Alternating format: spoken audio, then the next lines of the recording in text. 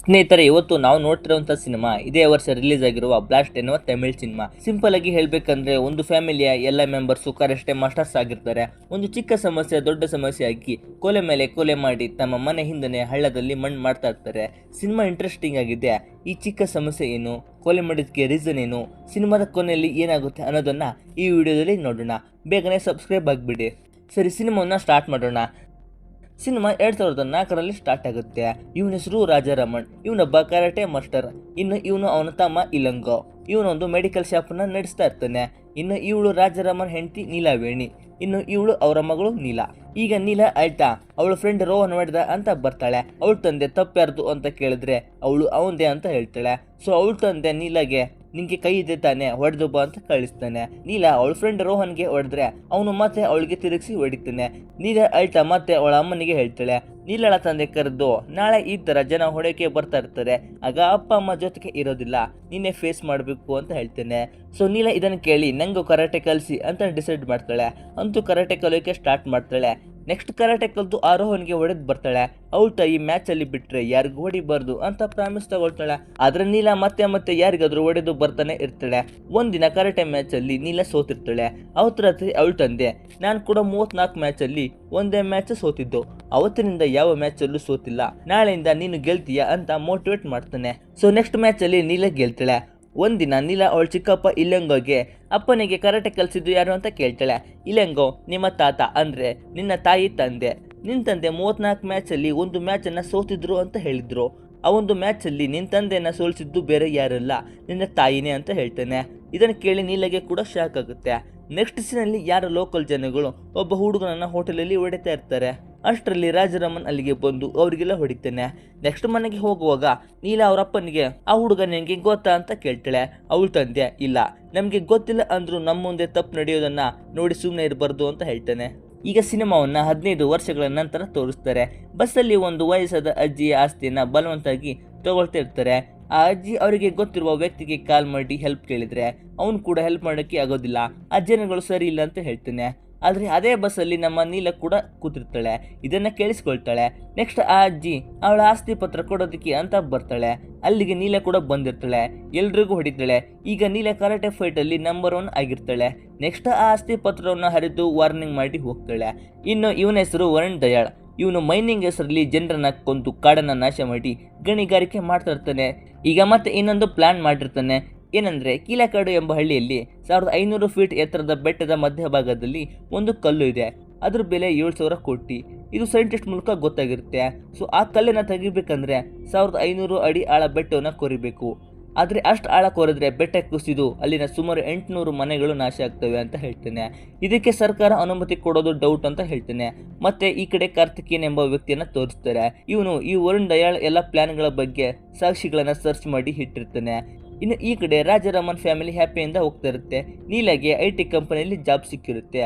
ಮತ್ತೆ ದಿನೇ ಕಂಪನಿಲಿ ವರ್ಕ್ ಮಾಡ್ತಾ ಮೆಡಿಕಲ್ ಶಾಪ್ ಮತ್ತೆ ಕರಾಟೆ ಪ್ರಾಕ್ಟೀಸ್ ಮಾಡ್ತಾ ಇರ್ತಾಳೆ. ರಾಜಾರಾಮನ್ ಕರಾಟೆಗೆ ಅಡ್ಮಿಷನ್ಸ್ ಜಾಸ್ತಿ ಆಗ್ತಿರೋದಕ್ಕೆ ಹೊಸ ಬಾತ್ರೂಮ್ ಕಟ್ಟಿಸ್ತಾ ಇರ್ತಾನೆ. ಈ ಕಡೆ ಒಂದು ಫ್ಯಾಮಿಲಿಯನ್ನ ತೋರಿಸ್ತಾರೆ. ಇವನ ಹೆಸರು ಟೋನಿ. ಈಗ ತಾನೇ ಜೈಲಿನಿಂದ ರಿಲೀಸ್ ಆಗಿರ್ತಾನೆ. ಊಟದಲ್ಲಿ ಉಪ್ಪಿಲ್ಲ ಅಂತ ತನ್ನ ಹೆಂಡತಿನ ಹೊಡಿತಿರ್ತಾನೆ. ಅವನ ಹೆಂಡತಿ 6 ತಿಂಗಳಿಂದ ಮನೆ ಬಾಡಿಗೆ ಕಟ್ಟಿಲ್ಲ, ಊಟಕ್ಕೆ ಕಾಸಿಲ್ಲ, ನೀನು ಜೈಲಿಗೆ ಹೋಗಿ ಬಂದು ಊಟಕ್ಕೆ ಉಪ್ಪಿಲ್ಲ ಅಂತ ಹೇಳ್ತಿದ್ಯಾ, ಫಸ್ಟ್ ಮನೆ ಬಾಡಿಗೆ ಕಟ್ಟಿ ಮಾತಾಡೋ ಅಂತ ಹೇಳ್ತಾಳೆ. ನೆಕ್ಸ್ಟ್ ಇದನ್ನು ಕೇಳಿ ಟೋನಿ ಅವನ ಫ್ರೆಂಡ್ ಮಣಿಗೆ ಕಾಲ್ ಮಾಡಿ ನನಗೆ ಕೆಲಸ ಬೇಕು, ನಿನ್ನ ಗ್ಯಾಂಗಲ್ಲಿ ಸೇರಿಸ್ಕೊ ಅಂತ ಕೇಳ್ತಾನೆ. ಈ ಕಡೆ ವರುಣ್ MLA ಹತ್ರ ಬಂದಿರ್ತಾನೆ. MLA ಕೀಲಕಾಡು ಬೆಟ್ಟವನ್ನ 1500 ಫೀಟ್ ಆಳ ಕೊರೆದ್ರೆ ಇಡೀ ಹಳ್ಳಿನೇ ನಾಶ ಆಗುತ್ತೆ. ಸುಮಾರು 1300 ಜನರು ಸತ್ತೋಗ್ತಾರೆ. MLA ಸ್ವಲ್ಪ ಟೈಮ್ ತಗೊಂಡು, ಆಯ್ತು ನಾನು ನೋಡ್ಕೊಳ್ತೀನಿ, ನನಗೆ ಈಗ 1000 ಕೋಟಿ ವೈಟ್ ಮನಿ ನನ್ನ ಟ್ರಸ್ಟ್ಗೆ ಬರಬೇಕು ಅಂತ ಹೇಳ್ತೇನೆ. ವರುಣ್ ಇದನ್ನು ಕೇಳಿ ಬೇರೆ ದಾರಿ ಇಲ್ಲದೆ ಆಯ್ತು 1000 ಕೋಟಿ ಕೊಡ್ತೀನಿ ಅಂತ ಒಪ್ಕೊಳ್ತಾನೆ. ನೆಕ್ಸ್ಟ್ ವರುಣ್ ಅವನ ಮ್ಯಾನೇಜರ್ಗೆ ನಮ್ಮ ಹತ್ರ ಇರುವ ಬ್ಲ್ಯಾಕ್ ಮನಿನ ವೈಟ್ ಮನಿಯನ್ನಾಗಿ ಮಾಡೋಕ್ಕೆ ಹೇಳ್ತಾನೆ. ಇನ್ನು ಇವನ ಹೆಸರು ಅಬ್ರಾಹಂ. ಈಗ ವರುಣ್ ಇವನಿಗೆ ಕಾಲ್ ಮಾಡಿ 1000 ಕೋಟಿ ವೈಟ್ ಮನಿ ಟ್ರಾನ್ಸ್ಫರ್ ಡೀಲ್ ಅನ್ನ ಕೊಡ್ತಾನೆ. ನೆಕ್ಸ್ಟ್ ಅಬ್ರಾಹಂ ವರುಣ್ ಕಳಿಸಿರೋ 1000 ಕೋಟಿ ಬ್ಲ್ಯಾಕ್ ಮನಿನ ವಾಟರ್ ಟ್ಯಾಂಕ್ ಅಲ್ಲಿ ತಗೊಂಡು ಹೋಗಿ ಬ್ಲ್ಯಾಕ್ ಮಾರ್ಕೆಟ್ ಅಲ್ಲಿ ಕೊಡ್ತಾನೆ. ಅವ್ರು ಕೂಡ ಅಮೌಂಟ್ ಚೆಕ್ ಮಾಡಿ ಎಲ್ಲ ಕರೆಕ್ಟ್ ಆಗಿದೆ ಅಂತ ಹೇಳಿ ಅಬ್ರಾಹಂಗೆ 100 ರೂಪಾಯಿ ನೋಟನ್ನ ಕೊಟ್ಟು, ಈ ನೋಟನ್ನ ದುಬೈಯಲ್ಲಿ ನಾನು ಕೊಟ್ಟಿರೋ ಅಡ್ರೆಸ್ಗೆ ಹೋಗಿ ಕೊಡು, ನೀವು ಯಾವ ಟ್ರಸ್ಟ್ಗೆ 1000 ಕೋಟಿ ಟ್ರಾನ್ಸ್ಫರ್ ಮಾಡಬೇಕು ಅಂತಿರೋ ಆ ಟ್ರಸ್ಟ್ಗೆ 1000 ಕೋಟಿ ವೈಟ್ ಮನಿನ ಟ್ರಾನ್ಸ್ಫರ್ ಮಾಡ್ತಾರೆ ಅಂತ ಹೇಳ್ತಾನೆ. ಇನ್ನು ಇವನ ಹೆಸರು ಕಿರಪ್ಪನ್. ವರುಣ್ ಇವನಿಗೆ ಕಾಲ್ ಮಾಡಿ, ಕಾರ್ತಿಕೇಯನ್ ಎಂಬ ವ್ಯಕ್ತಿ ನನ್ನ ದಂಧೆಗೆ ಅಡ್ಡ ಬರ್ತಾ ಇದ್ದಾನೆ, ಅವನ ಅಡ್ರೆಸ್ ಸೆಂಡ್ ಮಾಡಿದ್ದೀನಿ, ಅವನನ್ನ ಕೊಂದು ಬಿಡು ಅಂತ ಹೇಳ್ತಾನೆ. ಕಿರಪ್ಪ ಅವನ ತಮ್ಮ ಶಿವನಿಗೆ ಈ ಕೆಲಸವನ್ನ ಕೊಡ್ತಾನೆ. ಅವನು ಮತ್ತೆ ಅವನ ಹುಡುಗರು ಚಾಕು ಕತ್ತಿಯನ್ನ ತಗೊಂಡು ಹೋಗ್ತಾರೆ. ಈ ಕಡೆ ಕಾರ್ತಿಕೇಯನ್ ಇವತ್ತು ತನ್ನ ಮಗಳ ಬರ್ತ್ಡೇ ಅಂತ ಮನೆಗೆ ಕರ್ಕೊಂಡು ಹೋಗ್ತಾ ಇರ್ತಾನೆ.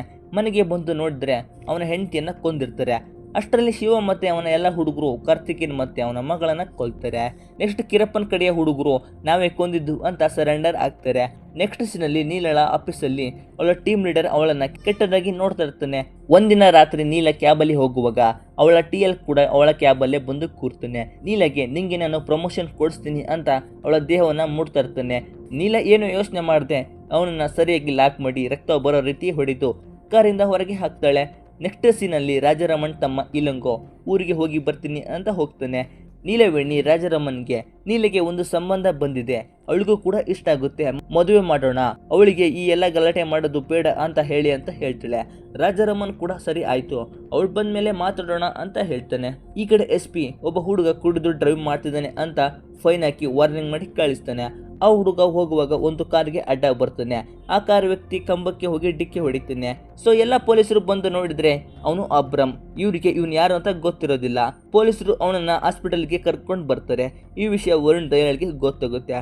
ವರುಣ್ ಕಿರಪ್ಪನಿಗೆ ಕಾಲ್ ಮಾಡಿ 7,000 ಕೋಟಿ ಡೀಲ್ ಅವನ ಹತ್ರ ಇದೆ, ಅವನು ಯಾರು ಅಂತ ಪೊಲೀಸರಿಗೆ ಗೊತ್ತಾಗೋದಕ್ಕಿಂತ ಮುಂಚೆ ಅಬ್ರಮ್ ಹೊರಗೆ ಇರಬೇಕು ಅಂತ ಹೇಳ್ತಾನೆ. ನೆಕ್ಸ್ಟ್ ಕಿರಪ್ಪನ ಎಲ್ಲ ಹುಡುಗರು ಹಾಸ್ಪಿಟಲ್ಗೆ ಬರ್ತಾರೆ. ಪೊಲೀಸರಲ್ಲಿ ಒಬ್ಬ ಇವನನ್ನ ಕೊಲ್ಲಕ್ಕೆ ಬಂದಿದ್ದಾರೆ ಅಂತ ಹೇಳ್ತಾನೆ. ಆದರೆ SP ಅವರನ್ನ ನೋಡಿ, ಇಲ್ಲ, ಇವರು ಇವನನ್ನ ಕೊಲ್ಲಕ್ಕೆ ಬಂದಿಲ್ಲ, ಇವನನ್ನ ಕರ್ಕೊಂಡು ಹೋಗೋಕ್ಕೆ ಬಂದಿದ್ದಾರೆ ಅಂತ, ಅವರಿಗೆ ನೀವು ಮುಂದೆ ಬಂದರೆ ಇವನನ್ನ ಕೊಲ್ತೀನಿ ಅಂತ ಅಬ್ರಮ್ ಕಾಲಿಗೆ ಶೂಟ್ ಮಾಡ್ತಾನೆ. ಸೊ ಎಲ್ಲ ರೌಡಿಗಳು ರಿಟರ್ನ್ ಹೋಗ್ತಾರೆ. ನೆಕ್ಸ್ಟ್ ಅಬ್ರಮ್ ಕಾಲಲ್ಲಿರುವ ಬುಲೆಟನ್ನು ತೆಗಿಸ್ತಾನೆ. ನೆಕ್ಸ್ಟ್ SP ಅಬ್ರಮ್ ಫೋಟೋ ತಗೊಂಡು ಇವನು ನಾರ್ಮಲ್ ವ್ಯಕ್ತಿ ಅಲ್ಲ, ಇವನು ಯಾರು ಅಂತ ತಿಳ್ಕೋಬೇಕು ಅಂತ ಎಲ್ಲ ಕಡೆ ಫೋಟೋ ಕಳ್ಸೋಕ್ಕೆ ಹೇಳ್ತಾನೆ. ನೆಕ್ಸ್ಟ್ ಪೊಲೀಸರನ್ನ ಹಾಸ್ಪಿಟಲ್ ಸುದ್ದ ಅರೇಂಜ್ ಮಾಡ್ತಾನೆ. ಈ ಕಡೆ ನೀಲ ಸ್ಟಾರ್ಟಿಂಗಲ್ಲಿ ಒಂದು ಮುದುಕಿಗೋಸ್ಕರ ಒಬ್ಬರಿಗೆ ಹೊಡೆದಿರ್ತಾನೆ ಅಲ್ವಾ, ಆ ವ್ಯಕ್ತಿ ನೀಲ ಏರಿಯಾ ಕೌನ್ಸಿಲ್ ಹತ್ರ ಬಂದು ಅವಳಿಗೆ ಹೇಳ್ಬಿಡಿ ಅಂತ ವಾರ್ನಿಂಗ್ ಮಾಡಿ ಹೋಗ್ತಾನೆ. ಸರ್ ಈ ವಿಷಯ ಅವಳ ತಾಯಿಗೆ ಗೊತ್ತಾಗುತ್ತೆ. ಅವತ್ತು ರಾತ್ರಿ ನೀಲಾಗೆ ಬೈತಾ ಇರ್ತಾಳೆ. ಆದರೆ ಅವಳ ತಂದೆ ಮಾತ್ರ ನೀಲಳ ಸಪೋರ್ಟ್ ಇರ್ತಾನೆ. ಈ ಕಡೆ SPಗೆ ಹಾಸ್ಪಿಟಲಿಂದ ಒಂದು ಕಾಲ್ ಬರುತ್ತೆ. ಹಾಸ್ಪಿಟಲ್ಗೆ ಬಂದರೆ 18 ಪೊಲೀಸರು ಸತ್ತು ಬಿದ್ದಿರ್ತಾರೆ. ಏನಂದರೆ ಈ ಅರ್ಧ ಗಂಟೆ ಹಿಂದೆ ಅಬ್ರಹಂಗೆ ಪ್ರಜ್ಞೆ ಬಂದು ಅಲ್ಲಿರುವ 18 ಪೊಲೀಸರನ್ನ ಕೊಂದು ತಪ್ಪಿಸ್ಕೊಂಡು ಹೋಗಿರ್ತಾನೆ. ಈಗ ಪ್ರೆಸೆಂಟಲ್ಲಿ ಅಬ್ರಹಂ ಕಿರಪ್ಪನ ಹತ್ರ ಬಂದಿರ್ತಾನೆ. ಈಗ ಅಬ್ರಹಂ ಅವನಿಗೆ ಕಾಲ್ ಮಾಡಿ 1000 ಕೋಟಿ ವೈಟ್ ಮನಿಯ 100 ರೂಪಾಯಿ ನೋಟ್ ನನ್ನ ಹತ್ರ ಇದೆ, ಪ್ರೈವೇಟ್ ಜೆಟ್ ಅರೇಂಜ್ ಮಾಡು, ನಾಳೆನೇ ದುಬೈಗೆ ಹೋಗ್ತೀನಿ ಅಂತ ಹೇಳ್ತಾನೆ.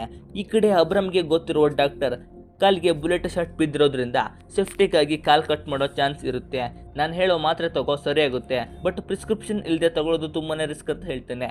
ನೆಕ್ಸ್ಟ್ ಅಬ್ರಹಂ ಕಿರಪ್ಪನ್ಗೆ ಈ ಟ್ಯಾಬ್ಲೆಟ್ಸ್ಗಳನ್ನು ತರಿಸೋದಕ್ಕೆ ಹೇಳ್ತಾನೆ. ಕಿರಪ್ಪನ್ ಮೆಡಿಕಲ್ ಶಾಪ್ಗೆ ಯಾರನ್ನು ಕಳಿಸ್ಬೇಕು ಅಂತ ನೋಡುವಾಗ ಮಣಿ ಅವನ ಫ್ರೆಂಡ್ ಟೋನಿಯನ್ನ ಇವನ ಗ್ಯಾಂಗ್ಗೆ ಸೇರಿಸ್ಕೊಳ್ಳೋಕ್ಕೆ ಕರ್ಕೊಂಡು ಬಂದಿರ್ತಾನೆ. ಕಿರಪ್ಪನ್ ಟೋನಿಗೆ ಟ್ಯಾಬ್ಲೆಟ್ ತರೋದಕ್ಕೆ ಹೇಳ್ತಾನೆ. ಮತ್ತೆ ಪ್ರಿಸ್ಕ್ರಿಪ್ಷನ್ ಕೇಳಿದ್ರೆ ಈ ಚಾಕು ತೋರಿಸು ಅಂತ ಕೊಡ್ತಾರೆ. ಈ ಕಡೆ ನೀಲ ನಾನು ಮೆಡಿಕಲ್ ಶಾಪ್ಗೆ ಹೋಗಿ ಅಪ್ಪನನ್ನ ಊಟಕ್ಕೆ ಕಳಿಸ್ತೀನಿ ಅಂತ ಶಾಪ್ಗೆ ಬಂದು ಅವಳ ತಂದೆನ ಕಳಿಸ್ತಾಳೆ. ಟೋನಿ ಮೆಡಿಕಲ್ ಶಾಪನ್ನು ನೋಡ್ತಾ ನೀಲ ಅಂಗಡಿಗೆ ಬರ್ತಾನೆ. ನೀಲ ಈ ಟ್ಯಾಬ್ಲೆಟ್ ನೋಡಿ ಡಾಕ್ಟರ್ ಪ್ರಿಸ್ಕ್ರಿಪ್ಷನ್ ಇಲ್ಲದೆ ಕೊಡಲ್ಲ ಅಂತ ಹೇಳ್ತಾಳೆ. ಟೋನಿ ಚಾಕು ತೋರಿಸ್ತಾನೆ. ಸೊ ನೀಲ ಅವಳ ತಾಯಿ ಹೇಳಿರೋ ಮಾತಿನಿಂದ ಟ್ಯಾಬ್ಲೆಟನ್ನು ಕೊಡ್ತಾಳೆ. ಟೋನಿ ಟ್ಯಾಬ್ಲೆಟ್ ತಗೊಂಡು ಹೋಗ್ತಾ ಇರ್ತಾನೆ. ಮತ್ತೆ ಅವಳ ಕತ್ತಲ್ಲಿರೋ ಚೈನ್ ನೋಡಿ ಮನೆ ಬಾಡಿಗೆ ಖರ್ಚಿಗೆ ಆಗುತ್ತೆ ಅಂತ ಮತ್ತೆ ಚಾಕು ತೋರಿಸಿ ಅವಳ ಚೈನನ್ನು ಕೇಳ್ತಾನೆ. ನೀಲ ಅವಳ ಚೈನನ್ನು ಕೊಡೋಕ್ಕೆ ಒಪ್ತೆ ಅವನನ್ನ ಸರಿಯಾಗಿ ಹೊಡಿತಾಳೆ. ಅಷ್ಟರಲ್ಲಿ ಅಕ್ಕಪಕ್ಕದವರು ಬಂದು ಅವನನ್ನ ಪೊಲೀಸರಿಗೆ ಹಿಡಿದು ಕೊಡ್ತಾರೆ. ಕಾನ್ಸ್ಟೇಬಲ್ ನಮ್ಮ ಜೊತೆ ಬಂದು ಕಂಪ್ಲೇಂಟ್ ಕೊಡೋಕ್ಕೆ ಹೇಳ್ತಾರೆ. ನೀಲ ನಾನು ನನ್ನ ತಂದೆ ಜೊತೆಗೆ ಸ್ಟೇಷನ್ಗೆ ಬಂದು ಕಂಪ್ಲೇಂಟ್ ಕೊಡ್ತೀನಿ ಅಂತ ಹೇಳ್ತಾಳೆ. ಈ ಕಡೆ ಟೋನಿಯನ್ನು ಸ್ಟೇಷನ್ಗೆ ಕರ್ಕೊಂಡು ಬರ್ತಾರೆ. SPಗೆ ಅಬ್ರಮ್ ಯಾರು ಅಂತ ಕ್ಲೂ ಕೂಡ ಸಿಗ್ತಾನೆ ಇರೋದಿಲ್ಲ. ನೆಕ್ಸ್ಟ್ ಟೋನಿ ಕಾನ್ಸ್ಟೇಬಲ್ ಫೋನ್ ತಗೊಂಡು ಮಣಿಗೆ ಕಾಲ್ ಮಾಡ್ತಾನೆ. ಕಿರಪ್ಪನ್ ಎಲ್ಲಿದೆಯಾ ಅಂತ ಬೈದ್ರೆ ಈಗ ಆಗಿದ್ದೆಲ್ಲ ಹೇಳ್ತಾನೆ.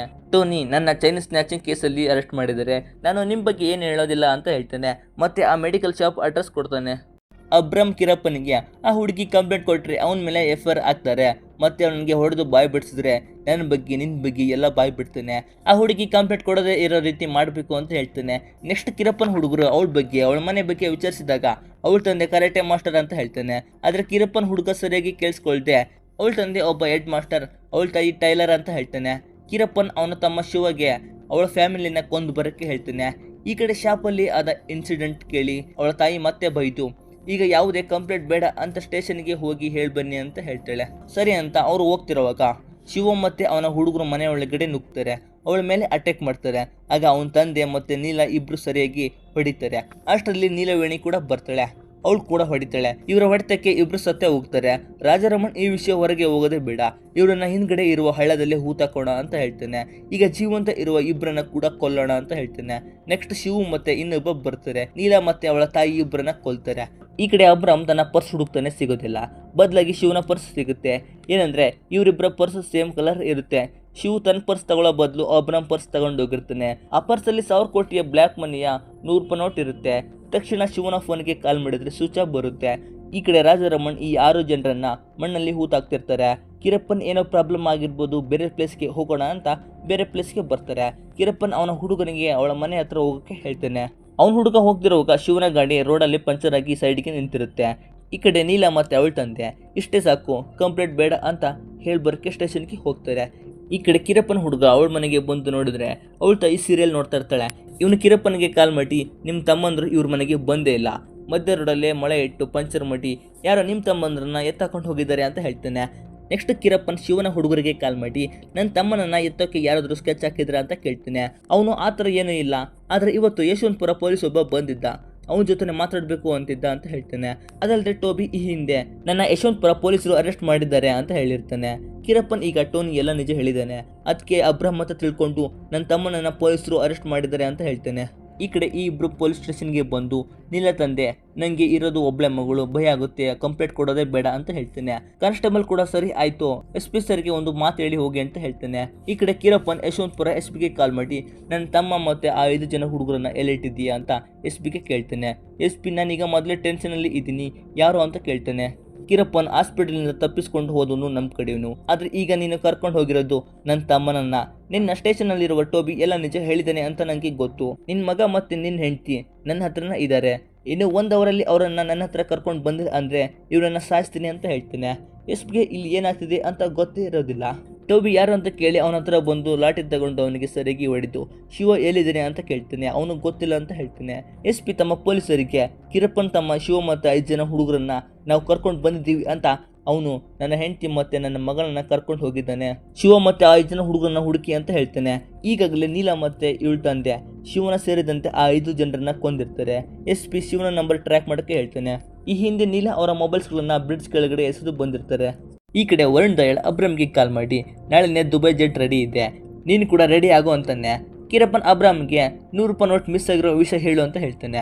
ಅಬ್ರಾಮ್ ಈ ವಿಷಯ ಅವನಿಗೆ ಗೊತ್ತಾದ್ರೆ ನನ್ನ ಇಬ್ರನ್ನು ಬಿಡಲ್ಲ ಅಂತ ಹೇಳ್ತಾನೆ. ನೀನು ನಿನ್ನ ತಮ್ಮನನ್ನ ಹುಡುಕ್ಸು, ನಾನು ಆ ಹುಡುಗಿ ಮನೆಗೆ ಹೋಗ್ತೀನಿ ಅಂತ ಹೋಗ್ತಾನೆ. ನೆಕ್ಸ್ಟ್ ನಲ್ಲಿ ಕಮಿಷನರ್ ಅಬ್ರಾಮ್ ಪಿಕ್ಚರ್ ನೋಡಿ SPಗೆ ಕಾಲ್ ಮಾಡಿ ಇವನನ್ನ ಯಾಕೆ ಹುಡುಕ್ತಾ ಇದ್ರು ಅಂತ ಕೇಳ್ತಾನೆ. SP ಈಗ ನಡೆದಿರುವ ಹಾಸ್ಪಿಟಲ್ ಸ್ಟೋರಿ 18 ಜನ ಪೊಲೀಸರು ಸತ್ತಿರೋ ವಿಷಯವನ್ನ ಹೇಳ್ತಾನೆ. ಕಮಿಷನರ್ ಇವನೊಬ್ಬ ಅಂಡರ್ ಕವರ್ ಕ್ರಿಮಿನಲ್, ಇವನು ಈಗ ಸುಮಾರು ವರ್ಷಗಳ ನಂತರ ಆಕ್ಟಿವ್ ಆಗಿದ್ದಾನೆ. ಇವನ ಕೇಸ್ ತಗೊಳ್ಳಕ್ಕೆ ತುಂಬಾ ಜನ ಭಯ ಪಡ್ತಾ ಇದ್ರು, ಈಗ ಮತ್ತೆ ಬಂದಿದ್ದಾನೆ ಅಂದ್ರೆ ದೊಡ್ಡದಾಗಿ ಏನೋ ಪ್ಲಾನ್ ಮಾಡಿರ್ಬೇಕು ಅಂತ ಹೇಳ್ತಾನೆ. ಈ ಕಡೆ ರಾಜಾರಾಮನ್ SP ಮಗ ಮತ್ತೆ ಹೆಂಡತಿ ಎಲ್ಲಿದ್ದಾರೆ ಅಂತ ತಿಳ್ಕೊಳ್ಳೋದಕ್ಕೆ ಅವನ ಫ್ರೆಂಡನ್ನು ಮೀಟ್ ಮಾಡೋದಕ್ಕೆ ಅಂತ ಹೋಗ್ತಾನೆ. ಅಬ್ರಾಮ್ ಯಶವಂತಪುರ ಒಬ್ಬ ಪೊಲೀಸನ್ನ ಇಟ್ಕೊಂಡು ಶಿವನನ್ನ ಅರೆಸ್ಟ್ ಮಾಡಿ ಎಲ್ಲಿ ಇಟ್ಟಿದ್ದೀರಿ ಅಂತ ರಕ್ತ ಬರೋ ರೀತಿ ಹೊಡಿತಾನೆ. ಆ ಪೊಲೀಸ್ ನಾವು ಅವರನ್ನ ಅರೆಸ್ಟ್ ಮಾಡಿಲ್ಲ ಅಂತ ಹೇಳ್ತಾನೆ.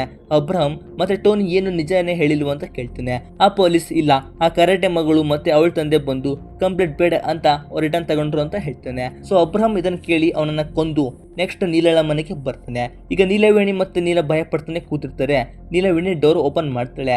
ಅಬ್ರಾಮ್ ಸೈಲೆಂಟ್ ಆಗಿ ಮನೆಯ ಸುತ್ತಮುತ್ತ ನೋಡ್ತಾನೆ. ಸೊ ಅವನಿಗೆ ಗೊತ್ತಾಗುತ್ತೆ ಅಲ್ಲಿರುವ ರಕ್ತ, ಮುರಿದೋಗಿರುವ ಚೇರ್ ನೋಡಿ ನಿಮ್ಮನ್ನ ಕೊಲ್ಲಕ್ಕೆ ಬಂದಿರುವ ಆ 6 ಜನರನ್ನ ಏನ್ ಮಾಡಿದ್ರಿ ಅಂತ ಕೇಳ್ತಾನೆ. ನೀಲ ಅಮ್ಮ ಇವನ್ ಕೂಡ ಅವರಲ್ಲಿ ಒಬ್ಬ, ಆ ಪೊಲೀಸ್ ಹೆಂಡತಿ ಮಗ ಇರೋ ಜಾಗ ಇವನಿಗೆ ಗೊತ್ತಿರುತ್ತೆ ಅಂತ ಹೇಳ್ತಾಳೆ. ಸೊ ನೀಲ ಮತ್ತೆ ಅವಳ ತಾಯಿ TV ಸೌಂಡ್ ಜಾಸ್ತಿ ಮಾಡಿ ಎಲ್ಲ ಕಿಟಕಿ ಕ್ಲೋಸ್ ಮಾಡಿ ಅವನ ಜೊತೆ ಫೈಟ್ಗೆ ಬರ್ತಾರೆ. ಅಬ್ರಾಮ್ ಕೂಡ ಅವ್ರ ಜೊತೆಗೆ ಸಖತ್ತಾಗಿ ಫೈಟ್ ಮಾಡ್ತಾ ಇರ್ತಾನೆ. ಈ ಕಡೆ ರಾಜಾರಾಮನ್ ಪಕ್ಕದ ಮನೆಯವರು ಅವನಿಗೆ ಕಾಲ್ ಮಾಡಿ TV ಸೌಂಡ್ ಸ್ವಲ್ಪ ಕಡಿಮೆ ಮಾಡೋಕ್ಕೆ ಹೇಳ್ತಾನೆ. ಸೊ ರಾಜಾರಾಮನಿಗೆ ಮತ್ತೆ ಯಾರೋ ಮನೆಗೆ ಬಂದಿದ್ದಾರೆ ಅಂತ ಗೊತ್ತಾಗಿ ಮನೆಗೆ ಬರ್ತಾನೆ. ಅಬ್ರಾಹಂ ಇವರಿಬ್ಬರನ್ನ ಹೊಡಿತಾ ಇರ್ತಾನೆ. ರಾಜಾರಾಮನ್ ಬಂದಿದ್ದೇ ತಡ ಅಬ್ರಾಮ್ನನ್ನ ಹಿಡ್ಕೊಂಡು ಸರಿಯಾಗಿ ಹೊಡಿತಾನೆ. ಆ ಟೈಮಲ್ಲಿ ಅಬ್ರಾಮ್ ಅವನ ಕಣ್ಣಿಗೆ ಹಿಟ್ಟನ್ನು ಹಾಕಿ ತಲೆಗೆ ಹೊಡಿತಾನೆ. ನೆಕ್ಸ್ಟ್ ನೀಲಳ ತಾಯಿಯನ್ನ ಕೊಲ್ತಾ ಇರ್ತಾನೆ. ಅಷ್ಟರಲ್ಲಿ ನೀಲಳ ಚಿಕ್ಕಪ್ಪ ಊರಿಂದ ಬರ್ತಾನೆ. ಸೊ ಇವನ್ ಕೂಡ ನಾರ್ಮಲ್ ಮನುಷ್ಯನೇ ಅಲ್ಲ, ಇವನ್ ಕೂಡ ಕರಾಟೆ ಮಾಸ್ಟರ್. ಈಗ ರಾಜಾರಾಮನ್ ತಮ್ಮ ಇಲಂಗೋ ಅಬ್ರಾಮ್ ಜೊತೆ ಫೈಟ್ ಮಾಡ್ತಾನೆ. ಅವನು ಕೂಡ ಸರಿಯಾಗಿ ಹೊಡಿತಾನೆ. ಅಬ್ರಾಮ್ಗೆ ಫೈಟ್ ಮಾಡಕ್ಕೆ ಆಗೋದಿಲ್ಲ, ಬಿದ್ದೋಗ್ತಾನೆ. ಈ ಕಡೆ ಪೊಲೀಸರು ಶಿವನ ಮೊಬೈಲ್ ಟ್ರ್ಯಾಕ್ ಮಾಡ್ಕೊಂಡು ಹೋದ್ರೆ ಅವರಿಗೆ ಏನು ಕ್ಲೂ ಸಿಗೋದೇ ಇಲ್ಲ. ಈ ಕಡೆ ಕಿರಪ್ಪನ ಹುಡುಗ ಕಾಲ್ ಮಾಡಿ ಅಣ್ಣ ಅವಳ ತಂದೆ ಹೆಡ್ ಮಾಸ್ಟರ್ ಅಲ್ವಂತೆ, ಕರಾಟೆ ಮಾಸ್ಟರ್ ಅಂತೆ ಅಂತ ಹೇಳ್ತಾನೆ. ಅವರ ಶಿವನನ್ನ ಏನೋ ಮಾಡಿರ್ಬೇಕು ಅಂತ ಹೇಳ್ತಾನೆ. ಈ ಕಡೆ ರಾಜಾರಾಮನ್ ಅಬ್ರಾಮ್ಗೆ ಹೊಡೆದು ಕಟ್ಟಿ ಹಾಕಿ SP ಹೆಂಡತಿ ಮಗು ಇರೋ ಜಾಗ ತಿಳ್ಕೊಂಡು ಅಲ್ಲಿಗೆ ಬರ್ತಾರೆ. ಸೊ ಈಗ ಕಿರಪ್ಪನ್ ಮತ್ತೆ ಎಲ್ಲರೂ ಅಲ್ಲೇ ಇರ್ತಾರೆ. ನೀಲ ಮತ್ತೆ ಅವಳ ತಂದೆ ಒಂದೇ ಸಮನ ಫೈಟ್ ಮಾಡಿ ಎಲ್ಲರನ್ನ ಕೊಲ್ತಾರೆ. ಈಗ ಕಿರಪ್ಪನ್ ಮಾತ್ರ ಇರ್ತಾನೆ. ಕಿರಪ್ಪನ್ ನನ್ನ ಕೊಂದ್ರೆ ಇಲ್ಲಿಗೆ ಮುಗಿಯೋದಿಲ್ಲ ಅಂತ ಹೇಳ್ತಾನೆ. ಅಷ್ಟರಲ್ಲಿ ವರುಣ್ ದಯಾಳ್ ಮ್ಯಾನೇಜರ್ ಬರ್ತಾನೆ. ಅವನನ್ನ ಕೂಡ ಕಟ್ಟಿ ಕೂರಿಸ್ತಾರೆ. ಈಗ ಕಿರಪ್ಪನ್ ಅವನ ತಮ್ಮ ಶಿವ, ಅಬ್ರಾಮ್ ಮತ್ತೆ 1000 ಕೋಟಿ ಬೆಟ್ಟದ ವಿಷಯವನ್ನ ಹೇಳ್ತಾನೆ. ಆ 1000 ಕೋಟಿ ವೈಟ್ ಮನಿ ಆಗಿ ಬ್ಯಾಂಕ್ಗೆ ಟ್ರಾನ್ಸ್ಫರ್ ಆಗ್ಬೇಕಂದ್ರೆ ಅಬ್ರಾಮ್ ಹತ್ರ ಇರುವ ಆ 100 ರೂಪಾಯಿ ನೋಟು ನಂಗೆ ಕೊಟ್ಬಿಡು ಅಂತ ಹೇಳ್ತಾನೆ. ರಾಜಾರಾಮನ್ ನೀಲಾಗೆ ಚಿಕ್ಕಪ್ಪನಿಗೆ ಕಾಲ್ ಮಾಡಿ ಇವ್ರು ಹೇಳ್ತಿರೋದು 100 ರೂಪಾಯಿ ನೋಟು ಇದೆ ಅಂತ ಚೆಕ್ ಮಾಡೋಕೆ ಹೇಳ್ತಾನೆ. ನೀಲಳ ಚಿಕ್ಕಪ್ಪ ಮತ್ತೆ ನೆಲ ಆಗಿದ್ದು ಪರ್ಸ್ ಓಪನ್ ಮಾಡಿ ನೋಡ್ತಾನೆ. 100 ರೂಪಾಯಿ ನೋಟ್ ಇರುತ್ತೆ. ಕಿರಪ್ಪನ್ ಆ ಒಂದು 100 ರೂಪಾಯಿ ನೋಟ್ ಕೊಟ್ಬಿಡು, ನಿಮ್ಮ ಪ್ರಾಣ ಉಳಿಯುತ್ತೆ ಅಂತ ಹೇಳ್ತಾನೆ. ನೀಲ ನಿಮ್ಮಿಂದ 1000 ಜನ ಪ್ರಾಣ ಹೋಗುತ್ತೆ ಅಂತ ಅವಳ ತಂದಿಗೆ ಆ ನೋಟನ್ನ ಸುಟ್ಟು ಹಾಕೋಕೆ ಹೇಳ್ತಾಳೆ. ರಾಜಾರಾಮನ್ ಇವರಿಬ್ರನ್ನ ಕೊಲ್ತಾನೆ. ನೀಲ ಅಲ್ಲಿರೋ ಒಂದು ಫೋನ್ ಲಾಕ್ ಆನ್ ಮಾಡಿ SP ಹೆಂಡ್ರಿಗೆ ಕೊಟ್ಟು ಹೋಗ್ತಾರೆ. ನೆಕ್ಸ್ಟ್ SP ಮತ್ತೆ ಪೊಲೀಸರು ಬಂದು ಅವರನ್ನ ಕಾಪಾಡ್ತಾರೆ. ಮತ್ತೆ ಅಲ್ಲಿ ಸತ್ತಿರೋದು ವರುಣ್ ದಯಾಳ್ ಮ್ಯಾನೇಜರ್ ಅಂತ TV ನ್ಯೂಸ್ ಅಲ್ಲಿ ಕೂಡ ಬರುತ್ತೆ. ನೆಕ್ಸ್ಟ್ MLA ವರುಣ್ಗೆ ಕಾಲ್ ಮಾಡಿ 1000 ಕೋಟಿ ಇನ್ನೂ ಬಂದಿಲ್ಲ, TV ನ್ಯೂಸ್ ಅಲ್ಲಿ ನಿನ್ನ ಹೆಸರೇ ಬರ್ತಿದೆ ಅಂತ ಹೇಳ್ತಾನೆ. ವರುಣ್ ಸ್ವಲ್ಪ ಪ್ರಾಬ್ಲಮ್ ಆಗಿದೆ, ಅಮೌಂಟ್ ನಿಂಗೆ ಸೇರುತ್ತೆ ಅಂತ ಹೇಳ್ತಾನೆ. ಈ ಕಡೆ ಎಲ್ಲ ಪೊಲೀಸರು ಆ ಏರಿಯಾ ಸುತ್ತಮುತ್ತ ಇರುವ CCTV ಫುಟೇಜ್ ಅನ್ನ ಇಸ್ಕೊಳ್ಳಿಕ್ಕೆ ಹೋದ್ರೆ ಅವರೆಲ್ಲ ಎಲ್ಲ ನಿಮ್ಮ ಡಿಪಾರ್ಟ್ಮೆಂಟ್ ಅವರೇ ಇಸ್ಕೊಂಡು ಹೋದ್ರು ಅಂತ ಹೇಳ್ತಾನೆ. ಈ ಕಡೆ ವರುಣ್ ಕಡೆಯವರು ಎಲ್ಲ CCTV ಫುಟೇಜ್ಗಳನ್ನ ತಗೊಂಡು ಬಂದಿರ್ತಾರೆ. ಆ ಕೊಲೆ ಆಗಿರುವ ಗೆಸ್ಟ್ ಹೌಸ್ ರೋಡಲ್ಲಿ ಹೋಗುವ ಎಲ್ಲ ಗಾಡಿಗಳನ್ನ ನೋಡ್ತಾರೆ. ಅದರಲ್ಲಿ 4 ಬೈಕು ಮತ್ತೆ ನೀಲಳ ಸ್ಕೂಟಿ ಇರುತ್ತೆ. ವರುಣ್ ನೀಲ ಮತ್ತೆ ಅವಳ ತಂದೆಯನ್ನ ನೋಡಿ ಇವರನ್ನ ಬಿಟ್ಟು ಈ 4 ಜನರನ್ನ ಕರ್ಕೊಂಡು ಬರೋಕ್ಕೆ ಹೇಳ್ತಾನೆ. ಈ ಕಡೆ ಈ 4 ಜನ ತುಂಬಾನೇ ಕನ್ಫ್ಯೂಸ್ ಅಲ್ಲಿ ಇರ್ತಾರೆ. ಅದಲ್ಲದೆ ಅಬ್ರಾಮ್ ಕೂಡ ಇನ್ನೂ ಜೀವಂತ ಇರ್ತಾನೆ. ಅಬ್ರಾಮ್ನನ್ನ ಜೀವಂತವಾಗಿ ಮಣ್ಣು ಮಾಡ್ತಾರೆ. ರಾಜಾರಾಮನ್ ಇನ್ನೊಬ್ಬ ವ್ಯಕ್ತಿನ ಕೊಂದ್ರೆ ಎಲ್ಲ ಸರಿಯಾಗುತ್ತೆ ಅಂತ ಹೇಳಿ ಸೊ ಫೈನಲ್ ಆಗಿ ಈ 4 ಜನ ಲಾಸ್ಟ್ ಫೈಟ್ಗೆ ರೆಡಿ ಆಗ್ತಾರೆ. ವರುಣ್ ಆ 4 ಜನರನ್ನ ಹೊಡೆಯುವಾಗ ನಾನು ಅವರನ್ನ ನೋಡಿದ್ದೀನಿ, ಅಪ್ಪ ಮಗಳು ಆ ಮನೆಯಲ್ಲಿ ಹೊಡಿತಾ ಇದ್ರು ಅಂತ ಅವರ ಬೈಕನ್ನು ತೋರಿಸ್ತಾನೆ. ನೆಕ್ಸ್ಟ್ ವರುಣ್ ಆ 4 ಜನರನ್ನ ಕೊಂದು ಅವನ ಹುಡುಗರಿಗೆ ಅವರ ಮನೆಗೆ ನುಗ್ಗಿ ಎಲ್ಲರನ್ನ ಕೊಂದು ಆ 100 ರೂಪಾಯಿ ನೋಟ್ ತರಕ್ಕೆ ಹೇಳ್ತಾನೆ. ಸುಮಾರು 30 ರಿಂದ 40 ಜನ ನೀಲಳ ಮನೆಗೆ ಬರ್ತಾರೆ. ಡೋರ್ ಹೊಡೆದು ಒಳಗಡೆ ಬಂದ್ರೆ ಅಲ್ಲಿ ನೀಲಳ ತಾಯಿ ಮತ್ತೆ ಅವಳ ಚಿಕ್ಕಪ್ಪ ಮಾತ್ರ ಇರ್ತದೆ. ಈ ಕಡೆ ನೀಲ ಮತ್ತೆ ಅವಳ ತಂದೆ ವರುಣನ್ನ ಸಾಯಿಸೋಕೆ ಅಂತ ಅವನ ಮನೆಗೆ ಬಂದಿರ್ತಾರೆ. ನೆಕ್ಸ್ಟ್ ಸೀನಲ್ಲಿ ನೀಲವೇಣಿ ಯಾರನ್ನ ಸಾಯಿಸ್ಬೇಡ, ಒಬ್ಬ ಸತ್ರು ದೊಡ್ಡ ಪ್ರಾಬ್ಲಮ್ ಆಗುತ್ತೆ ಅಂತ ಹೇಳ್ತಾರೆ. ನೆಕ್ಸ್ಟ್ ಇಬ್ರು ಎಲ್ರಿಗೂ ರಕ್ತ ಬರೋ ರೀತಿ ಹೊಡಿತಾರೆ. ಅವ್ರು ಕೂಡ ಹೊಡೆತ ತಿಂದು ಅಲ್ಲಿಂದ ಓಡಿ ಹೋಗ್ತಾರೆ. ಈ ಕಡೆ ಅಪ್ಪ ಮಗಳು ವರುಣ್ ಕಡೆಯವರನ್ನ ಹೊಡೆದು ಸಾಯಿಸ್ತಾರೆ. ವರುಣ್ ಕೂಡ ಸ್ಟ್ರಾಂಗ್ ಆಗಿ ಇರ್ತಾನೆ. ಇಬ್ಬರ ಜೊತೆ ಫೈಟ್ ಮಾಡ್ತಾನೆ. ಕೊನೆಗೂ ಅವನನ್ನ ಕೂಡ ಹೊಡೆದು ಕೂರಿಸ್ತಾರೆ. ವರುಣ್ ಅವರಿಗೆ ಯಾರು ನೀವು, ನಿಮ್ಗೆ ನಾನು ಏನು ಮಾಡಿದ್ದೀನಿ ಅಂತ ಕೇಳ್ತಾನೆ. ನೀಲ 100 ರೂಪಾಯಿ ಸ್ಟೋರಿ ಬಗ್ಗೆ ಮತ್ತೆ ಅದನ್ನ ಸುಟ್ಟಿದ್ದು ಹೇಳ್ತಾಳೆ. ಕೊನೆಗೆ ರಾಜಾರಾಮನ್ ವರುಣನ್ನ ಕೂಡ ಕೊಲ್ತಾನೆ. ಈ ಕಡೆ ಪೊಲೀಸರು SPಗೆ ಸರ್ ನಮ್ಗಿಂತ ಮುಂಚೆ ವರುಣ್ ಕಡೆಯವರು CCTV ಫುಟೇಜ್ಗಳನ್ನ ತಗೊಂಡು ಹೋಗಿದ್ದಾರೆ, ಇದಕ್ಕೆಲ್ಲ ವರುಣ್ ಕಾರಣ ಇರಬೇಕು ಅಂತ ಹೇಳ್ತೇನೆ. ಅಷ್ಟರಲ್ಲಿ SPಗೆ ವರುಣ್ ಕೂಡ ಕೊಲೆ ಆಗಿದ್ದಾನೆ ಅಂತ ಕಾಲ್ ಬರುತ್ತೆ. ಸೊ ನೆಕ್ಸ್ಟ್ 3 ತಿಂಗಳು ಆದಮೇಲೆ TV ನ್ಯೂಸಲ್ಲಿ ವರುಣ್ ಕೊಲೆ ಬಗ್ಗೆ ಯಾವುದೇ ಸಾಕ್ಷಿ ಸಿಕ್ಕಿಲ್ಲ, ಅದರಿಂದ ಈ ಕೇಸನ್ನು CBIಗೆ ಕೊಟ್ಟಿದ್ದಾರೆ ಅಂತ ಹೇಳ್ತಾರೆ. ಇಲ್ಲಿಗೆ ಸಿನಿಮಾ ಎಂಡ್ ಆಗುತ್ತೆ. ಸ್ನೇಹಿತರೆ, ಸಿನಿಮಾ ಹೇಗಿತ್ತು ಅನ್ನೋದನ್ನು ಕಾಮೆಂಟ್ ಮೂಲಕ ತಿಳಿಸಿ.